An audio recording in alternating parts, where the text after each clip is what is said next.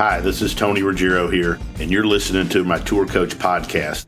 Tour Coach podcasts come from my stories, the interviews, my roundtable discussions, the day-to-day interaction with the people that I teach in my journey in the game of golf, whether it's tour players that I teach or tour players that have fired me, or heck, it's other teachers that I think the world of and respect, or it's mental coaches, performance coaches, or hey, maybe it's just people that have made an indelible mark on my teaching.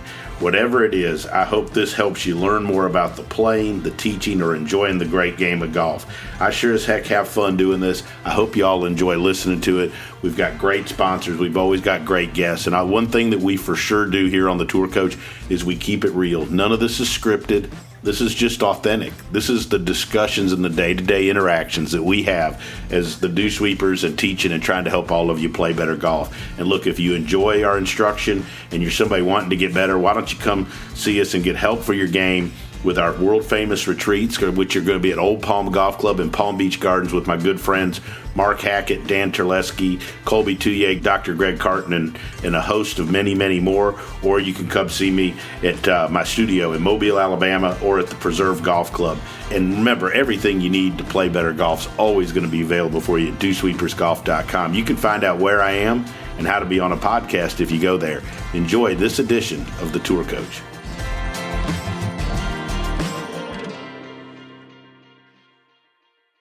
So we're down here at Old Palm, another exciting weekend. We got Dan Terlescki, we got Mark Hackett, Lynn Valentine and Richard Terga, Tim Jankowsski, who I haven't seen. And Tim, it's been how long? It's been about, 5-6 years now? 5-6 years ago. Worked for me a little bit over at Panama City, starting out with teaching, doing a nice job over on the west coast of Florida. Got hit a little bit by a hurricane, I'm assuming. Yes, sir.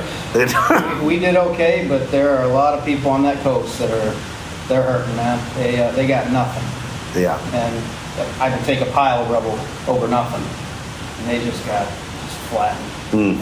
It's sad. They're coming back. They're doing a lot of good work. I mean, the people are doing good work. The city, the state, everybody's chipping in. And that's great. Yeah, what they need to be done. How long before you get back to work? So I got fortunate. We had a partnership with TrueSpec. They had an empty bay. So cool. Last month or so, I've been indoors full time, and I got to say I love it. And it's great to be able to take a field, turn it into numbers, and then solidify the field. Awesome. So they're able to really get on with it. That kind of leads us to so all of us, I think, still we teach lots of just recreational. I mean, I call them regular golfers, but they're the people that we see every day. We had a bunch of them today. We had a good group of them. In this putting thing. So let's talk. I'm a big believer. I was talking to our good friend Wayne Flint earlier this morning, and we talked about how a great goal when you're teaching recreational golfers is to cut a handicap by 20% in 6 months to a year. And, 20, if you cut somebody's handicap 20%, that's a good cut, right? If they stay on that. And I thought that'd be a great topic. So let's talk about the ways that you could help. If a person came to you and they say, hey, I'm a 20 handicap and I want to cut my handicap by 20%, so that's going to be 4 or 5 shots, where would you start with them? Well, the big deal is, like Richard can get onto it we talk about gapping wedges and what's in the bag. You don't need to have 14 clubs. Generally, a lot of people feel like they have to have a lot of fairway woods, but generally you can be at the bottom end. We're talking about gap wedges and 60-degree wedges and a couple hybrids. Would you agree? A lot of times they don't have enough loft. Yeah, I mean, with technology today and the way that when I'm looking at the trends of all the clubs getting really stronger, you can see I don't see any more 4-irons and 3-irons in the bag. And even I've cut that out, and I've started at a 4-iron. And I go forth through pitching wedge, and I've added a gap wedge even just for my game. But yeah, I mean, gap wedging is very important, especially when a pitching wedge is 43 degrees.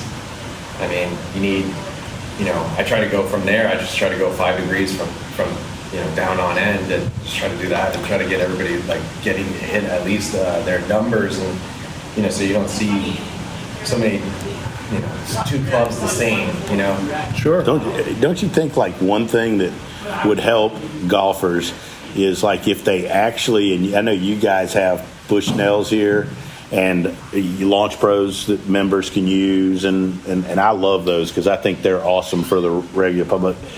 But like if they actually knew how far they really carried the ball, like I mean to me that's like such a now what Tim you touched on technology, like that's to me like one thing that could, without even taking a golf lesson, if somebody just went out there and really figured out how far they carried the damn golf ball, I mean, they'd have to get better, wouldn't they? Sure. Well, my favorite thing is when you go out on the golf course and you play with them, and they say, you're like, they ask you, or they'll ask me my opinion. Hey, what do you think I should hit here? It's 100 yards. And I'm like, well, you got to carry it like 95 and hit it 100. And they go and they take their 100-yard club and they come up like 15 yards short. And I'm like, no, I said carry. That's not it. It doesn't end at 100.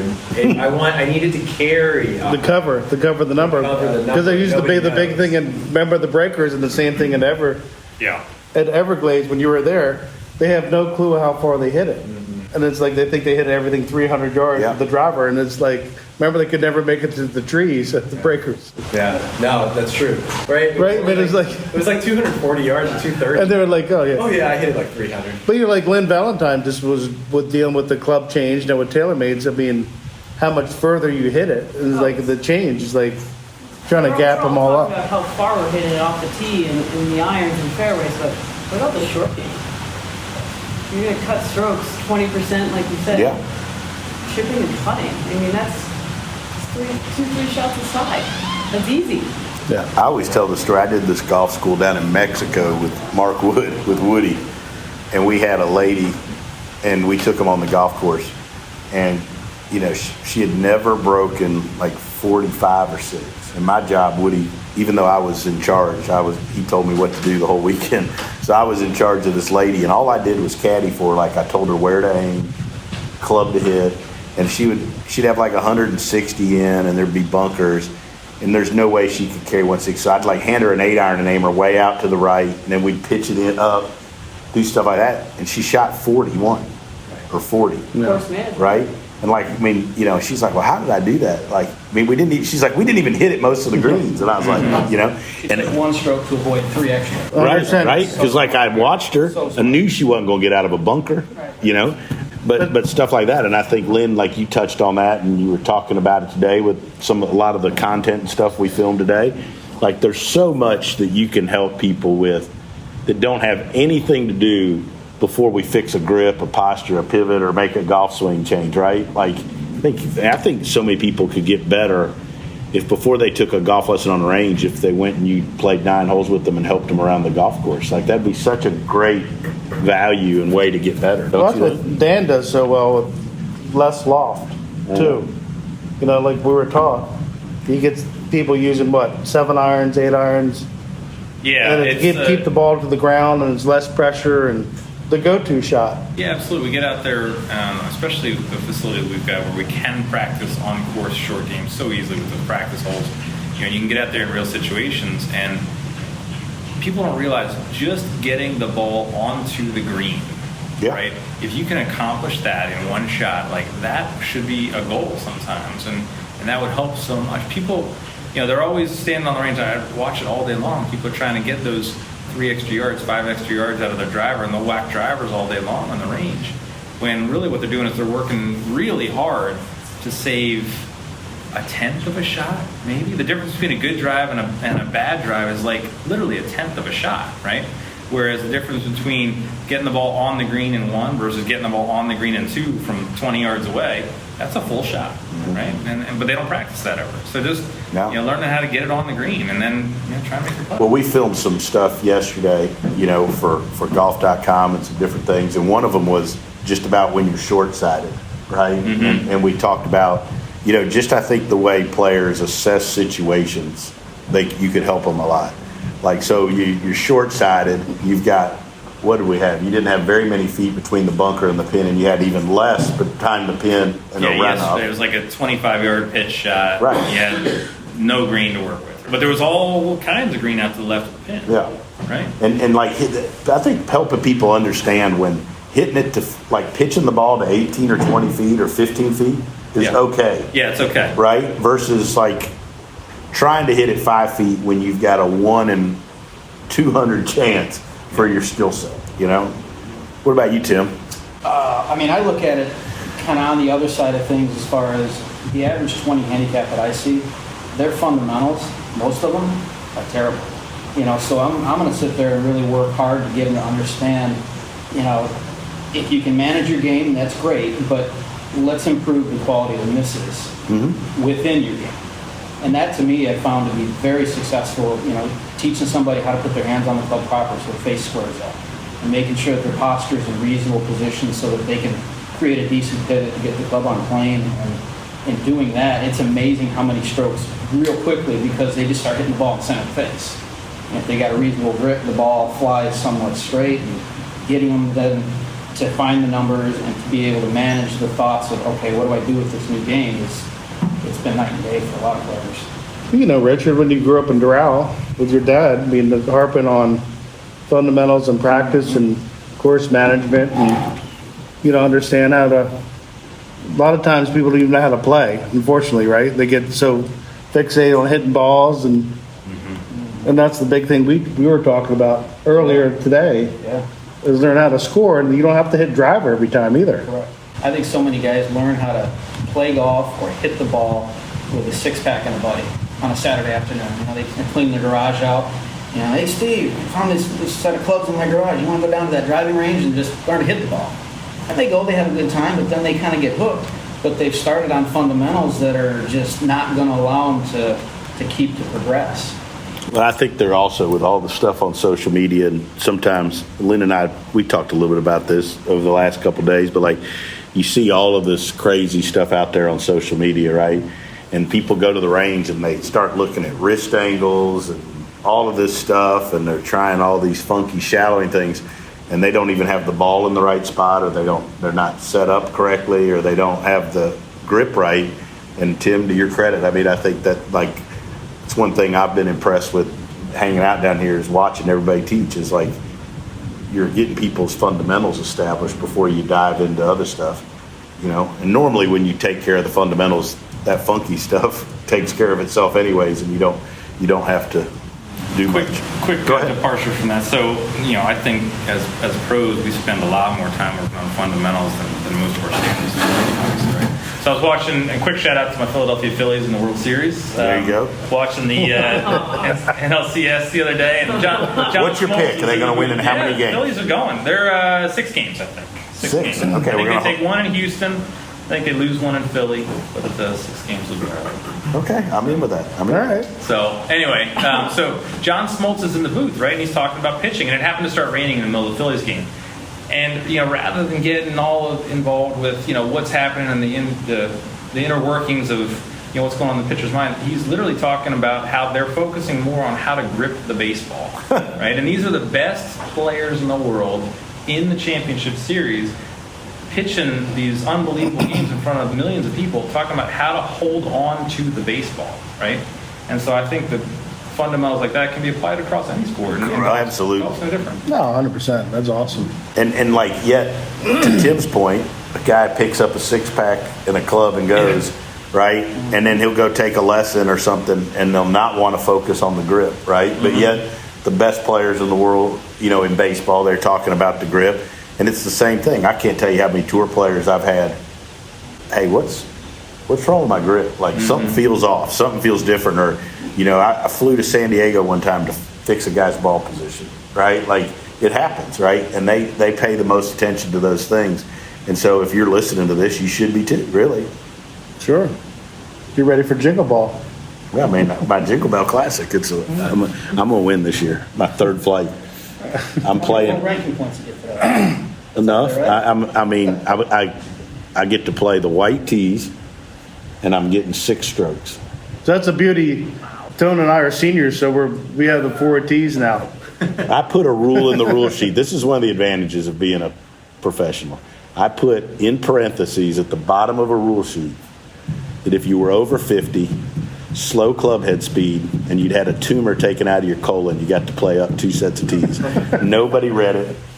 I played the white tees, cashed a check. What you got, Rich? Come on. You're quiet over there. He scares me when he's quiet. He's thinking. That's dangerous. I do agree with what you said earlier, Tony, with the course management and you like just basically going with somebody and telling them where to go. That's such a big thing, especially in club formats, right? Mm-hmm. How much do you guys use?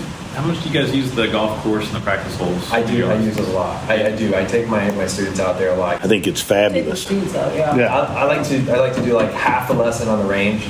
I mean, half of it's just like fixing somebody's grip. And I grew up in McLean. McLean, like there's always like. Jim was out here today. Yeah, he was. I saw him. I haven't seen him in a long time. He looked great. And grips is such an important thing, right? I mean, it's our connection to the golf club. And how many times do I have to fix that? And then we go out to the golf course, and then I just want to apply it. Like, I just I'll start off with little short shots, like from 30 yards, 20 yards, just so that they can understand like how to control the club again, the club face. And then from there, then I'll pull them back, and then we'll go even hit a driver or two on some of those holes. And the second hole, that's pretty tight, so it's kind of nice to see them hit one, and like you got it. But what did you reference with Jeff Warren with your short game and stuff with me today? Oh no, well I mean Jeff is, I mean you guys know, I mean he's fantastic around the greens, and he taught me a lot when I was growing up, and he. His biggest thing is always like holding the club really soft with the hands and just trying to use. I try to use very little on the wrist, but I know I probably use a lot of it, but I don't really see it. But I feel like I don't. But the most important thing that I always do is I try to hold on to the golf club really soft, like a 2, like one being coming off my hands, 2 to 10 being as hard as I can. I try to grab it really soft, and to allow me so I can use the golf club's weight to hit the ball rather than me manipulating. I let the golf club kind of do its job. It makes me a lot more shallower, and I use the bounce really well. I think the other one you were talking about was the short game, the short game, the bunker shot when it was a plug. Correct. Yeah. He was big on just put the ball position like even. Like behind the right foot, and it was a very really abrupt up and down choppy motion, and I got really good at it where I felt like it comes out with very little spin, and it rolls down to the hole. I mean, but he was brilliant by that. So like I always teach any person, any of our students, I always try to teach that one shot, because I mean that saves them. But bunkers nowadays too, I don't know. I don't get very many plug lies as much, especially here. We're fortunate. Yeah, we've got better conditions than most. Yeah. We don't get a whole lot around. So, Tim, came to observe today. Yeah. So, we were talking about this before we kind of sat down a little bit about what you saw. Mm-hmm. And we talked about what we thought, like, the better players, how they like that format. Talk a little bit about what you saw and what you liked and what you thought how we all worked together was different. It's a lot different than what you see at a lot of other academies, clubs, however you want to say it. But obviously our history being what it was, I got to kind of see this starting up in Panama City. The beginning of the Dew Sweeper camps and the retreats. And to come back 6 years later. I was really disorganized back then. But to see its evolution and to see it done in a location where you can kind of have it structured the way that it is, where you're in the bay, you kind of get to set the plan for the weekend, and then they know what they've got. And then the cool part about it is it's such a relaxed environment that everybody still gets what they need, meaning they get their little plan, and then if it looks like they're not quite getting it, like for example, we won today, which I could kind of tell he wasn't quite 100% sold on the field. He was not sold. Yeah, and so it took He was him, driving me crazy. Took a couple of helpings of the same verbiage and a little bit different verbiage for him to get it, and then towards the end it was like you could see the light in his head had clicked, and it finally went off. But I think for better players, they want to be able to, okay, what's my goal? Whether it's for today, the week, the month, or until I see you next. And then from there, go work on it and come back. And whether that's, in a more time-lapse setting or like we had today where it's, maybe 25, 30 minutes and then they come back in, it's awesome. It's just really cool to watch. Richard, you've been such a good player a long time. I mean, like, I always feel like standing there watching somebody for an hour, right? Like, I don't feel, I feel like good players to me want to get their information, then kind of go work on it and process it.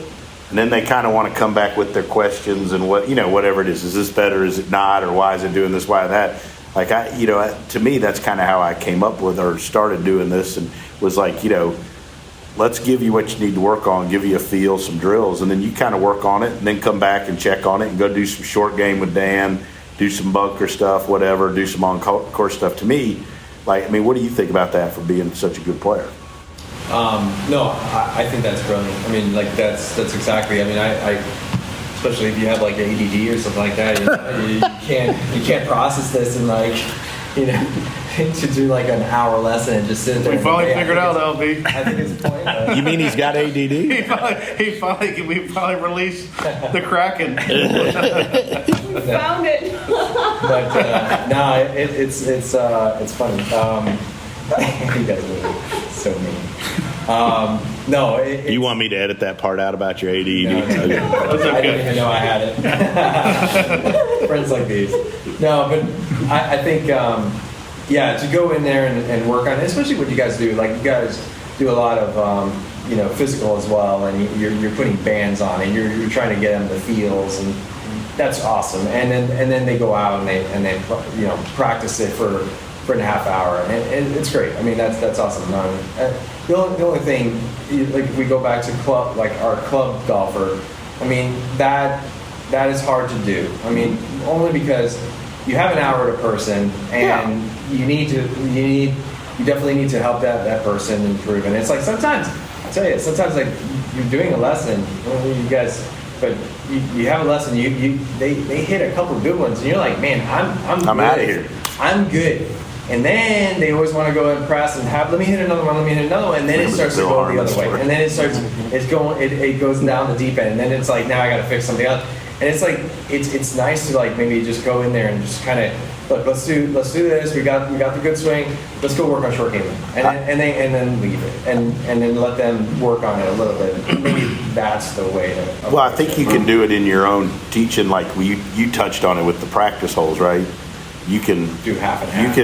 You can. This is the one thing you're working on.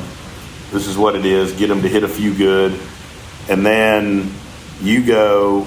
And then okay, so let's go out there and do some short game and some stuff on the practice holes, right? And get them off of it, I think that's another way to kind of do the same thing, Great players seem to they want the least amount of information. Mm-hmm. And it seems like good players want a little more. And then as you start to get to the club golfers, they want everything. Right. They want to know why everything works. Don't you think that's because better players understand that? Yeah. They understand that less is more, right? Well, I also think they're always looking forward. It's not, okay, yeah, that was bad. What I do wrong, it was more, yeah, that was bad. I want to really work towards where I'm going versus looking back and getting all that recirculated in your head. I want to talk about Lynn for a minute, in a good way, right? No, I'm just saying, something she brought. I want to ask you, why did you decide to come over to watch? And Lynn, we filmed a bunch of content. It was so fun watching you do your stuff. Was awesome. And you talked about getting stale, and it was fun coming up and doing this stuff. I'm passionate about helping younger teachers, other teachers. Want to hear why you decided to come over and watch, because we had two of y'all today. Dustin from down at JL. And you coming over from the West Coast. What made you decide to do this? So first and foremost, free beer? Not yet. Working on that. Working under Todd Sones for 15 years in Chicago, one of the biggest things that he harped on was go watch other teachers. Whether they're better than you, whether they're worse than you, whatever you might think, go watch other teachers. And that's something that I really took to heart. And even guys that I don't particularly like, I try to go watch because Is that us? I came back, Tony. You shouldn't have said that before I buy the drinks at dinner. But going to watch people that, you might not normally think of going to watch, you're going to pick up something. Mm-hmm. It might be, in my eyes, you might affirm what you've already learned, or you might pick up something totally different that they've said. But, him, all the great teachers that I've ever spent time with, Mike Adams, Mike Bender, they all say the same thing. Go watch other coaches. Go watch other programs. And one of my long-term goals is to be in a position where I do something similar, to really get groups of people together and help them in a much more casual way that it's not so structured. And you being down here and just, obviously being across the state, for me, it's a no-brainer to come watch as much as I can now. Well, you're always welcome. It was fun. Thank you, appreciate that. You'll buy the beer next time, Fair though, enough. after that comment of watching people you don't think are any good. Lynn, talk about kind of getting re-energized and talk about the content stuff we did. It was fun. Oh, it was a freaking blast. I mean, I grew up played the Future Store, played a couple U.S. Opens, and decided to get into teaching in 2008. But if you stay at a place where I was at Bear Lake for 24 years with Messer and learned a lot from him, and I come here to Old Palm, and you just pick something that keeps your brain fresh. You can get out there and watch, and I miss doing that. I miss going and watching other teachers teach. It's fun, I isn't love it? it. I love it. I mean, we're only on, where are we, Friday? Today's Friday? Friday. Wow. I'm looking forward to another day tomorrow of doing this and learning and just passing on our passion for the game with the young kids that we have. And we have some gentlemen in there that they're just so happy. Jim. Frank hadn't picked up a club in 12 years. He has 4 daughters, just picked it up 4 months ago. And to see the gratification when he was hitting the short game shots, Dan and I worked with the 2 of them, he was so happy. And to me, that's what gets me. I'm set for the night.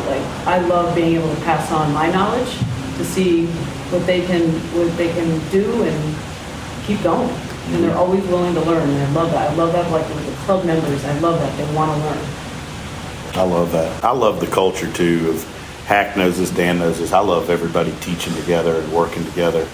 I always think it's because, I would have wished I'd have been tall or fast enough to play like a team sport, but I wasn't very fast or tall. And so, I just always think of it like as a team. It's fun, being part of a team, and it's been so fun hanging out here with y'all because you feel like you're part of something that's growing and going to be cool. You said it too. You said team, and that's what it is. That's what it's about. Working together. So Dan, what did you think about this so far? No, I love these formats. I think, last year we were all so busy and the golf is taking off here. And, a lot of times we don't get a chance to watch each other, but these formats are great. We get a chance to watch each other, kind of play off of each other. I think it benefits the student, benefits us, and then, we continue to make the program better. I think it's great. I love hearing things said. Like you said a couple things today that I was thinking about, or seeing what you were seeing, but I was thinking about it in a different way. Like, for example, when you had the one kid put the ball on his heel, and to get him to stop pulling the heel up, he said roll the ball towards the front foot. To start I stole your that. transition. I stole that. Butch showed That's that not the other original? week. No, nothing I've got is original. I thought that was a deuce looper original. I'm taking it out of my notebook. It's gone. No, use it. Just give somebody else credit. Absolutely. I don't want to get caught for plagiarism. Hack, what'd you think, bud? It was great. No, it's always good because it keeps people motivated, and then we're like, she said it best the other day, we're all saying the same message. But it's so funny how some people are Teflon and different wording or different verbiage or illustrations or feels, how people connect. Yeah, agree. And I think that's the whole thing. And that's why you keep the team, and there's no I. I thought that was really cool. You and I with Chauncey, the girl. Causey.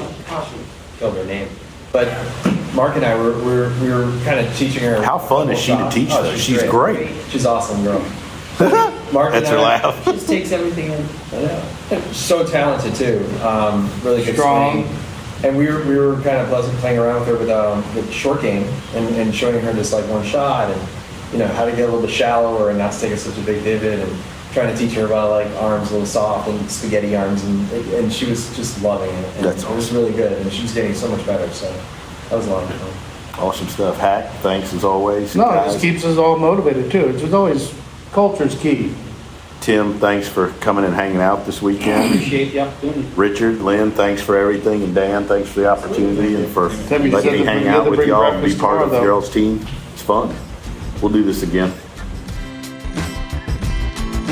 Thanks for listening to this edition of the Tour Coach.